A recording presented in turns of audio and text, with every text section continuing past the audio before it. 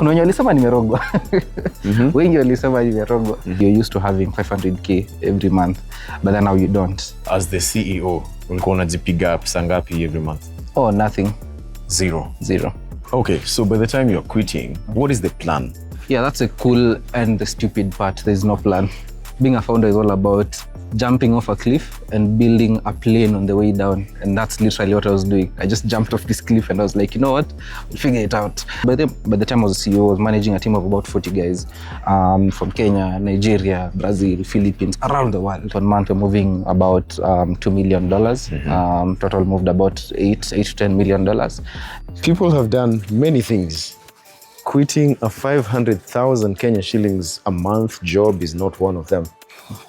What were you thinking, bro? Why do things the easy way when you can do them the hard way? Well, Kenya, why do things the easy way when you can do them the hard way? I think what was going through my mind at that time was now going back to my roots.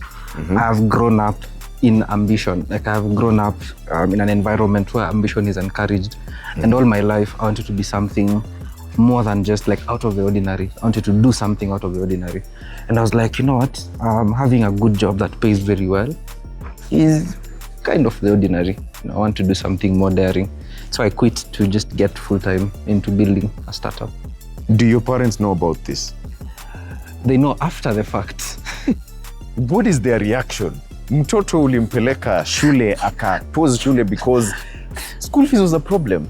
And now is earning 500,000 Kenya shillings a month and now quits. How do they react? At first it was shock. They needed to understand what the thought process was. But again, the one thing I love about my family is they've always been supportive from day one. Anything I've done, the 3 startups I've built, the jobs I've taken, the skills I've taken up, they've always cheered me on. Wangu wangesema umerogwa. Kuna wenye walisema nimerogwa. Wengi walisema nimerogwa. Others said it's just, money has corrupted me. But I think sometimes only you can see the vision when the vision is there. Okay, so by the time you're quitting, what is the plan? Yeah, that's the cool and the stupid part. There's no plan. I remember this quote I saw, I don't know who said it, about founders, that being a founder is all about jumping off a cliff and building a plane on the way down. And that's literally what I was doing. I just jumped off this cliff and I was like, you know what, we'll figure it out. And at that time, at least I had a portfolio. Okay. How important is your portfolio? Had you saved up, Ama? What happens in this transition? So I had a couple of investments. I had invested in some digital assets, kina Bitcoin I mentioned. I had done a couple of stocks in NSE. I had done stocks in US stock, kina Apple, kina Tesla. So I had a couple of things to go buy. So pole tu nikaanza ku liquidate kidogo, and it kept me going. Okay, you've done 2 startups. Both of them have failed at this time. So now you're out for your 3rd startup. Yes. Which is? Paid. Okay. So at this point, my life has been shaped by my experiences as a freelancer, learning new skills, getting gigs around the world, and working with this company in the US where I was by the time I was a CEO, I was managing a team of about 40 guys from Kenya, Nigeria, Brazil, Philippines, around the world. And the one thing that stood out from these 2 experiences was vile ilikuwa hard sana for us in emerging markets, Africa, Latin America, Southeast Asia, kupata do from the rest of the world. Getting the gigs was the easy part, right? You could go on X, make a lot of noise, get gigs. You could go on Upwork, easy platforms zote, unapata gigs. But then, kabla do ikufikie, imechukua days, ama imekwama mahali, sijui, fees iko too high, rates ni mbaya. So I just like, you know what, from my shared experience with Japheth, I mentioned I met Japheth while working at the internship. So I like, someone needs to be building a solution for this. And again, out of pure naivety, we decided to build, a bank for gig workers. Okay, how is that journey?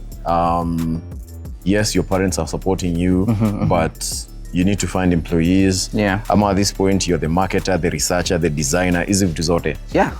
Day one now, you're everything. You're even the customer. customer number one.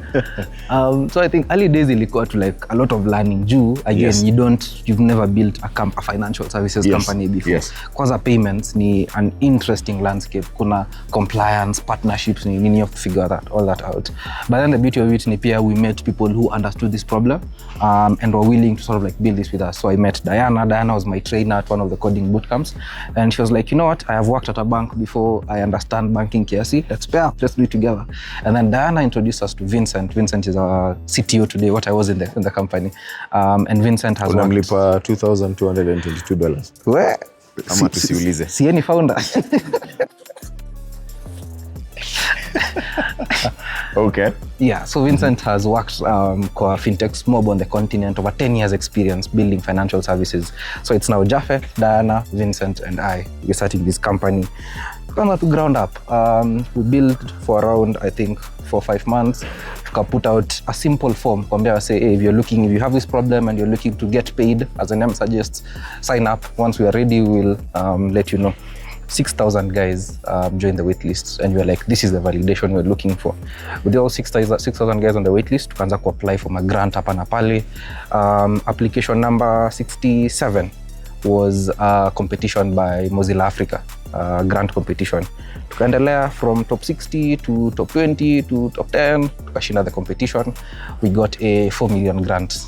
And 4 million Kenya shillings? 4 million Kenya shillings, okay. Yes. And that was the beginning of Paid essentially as a proper business. So now this 4 million by August 2023, yes, before I even quit the job, we launched the first iteration of the product. Wase wakaanza kutumia platform. Hiccups zilikuwa mob because, again, you have to figure out compliance, figure out vile do ina move, nini. We got our first investor about a year later. It's been interesting since then. So at a salo of 500,000 every month, 500,000 plus, na imekuja na benefits zake and everything, and now you are basically downsizing, right? Is this now new? Because, ulikuwa umezoea, and then now you have to like squeeze yourself and be humble enough to be like, I'm building my baby. Yeah. And I know it's not an easy decision, not unless it was different for you. Yeah, it was easy at first because it's all vibes and fun, and then reality hits eventually, right? Because you see, you're used to having 500K every month, but then now you don't, right? So of course I had to make some changes, lifestyle, just make things fit. So ulirudi kwa single room?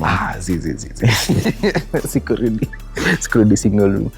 So at least what I had at that time, yeah, exactly. Yes. Sikuwa nimejipanga per se, but at least I had made some good decisions down the hapo nyuma. Okay. So eventually it's just tightening the belt kiasi, because now you also need to support the business before you get the 4M. After your 4M, it's not building a business is a lot of work. But I think one of the things that made it super easy was that I had a really supportive team around me. Like team ilikuwa ina get what we're doing, and they're willing to put their lives on the line to make Paid work. How is the business doing right now?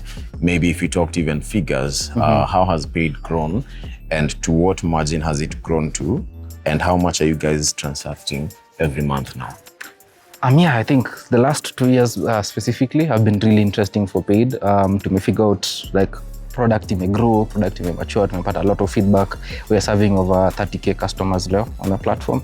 Month on month, we're moving about $2 million. Total moved about $8 to $10 million. And I think it's been a continuous learning journey. To secure more investors. The Nairobi Business Angel Networks invested in us and a couple of other guys. We have partners both locally and globally. So I think so far the growth it's satisfying. So when you started Paid, after quit as the CEO, ulikuwa unajipiga pesa ngapi every month? Oh, nothing. Zero. For how long? Quite some time. Nimejam. Only founders can understand. That's interesting, and maybe even as we wrap this up, if you are to speak to your younger self and a young person who wants to start out in something, what is the risk involved, and is it worth the risk? Speaking to my younger self, I'd probably say don't quit that job yet. I'd probably tell him to save up for a car or something kwanza before you quit the job.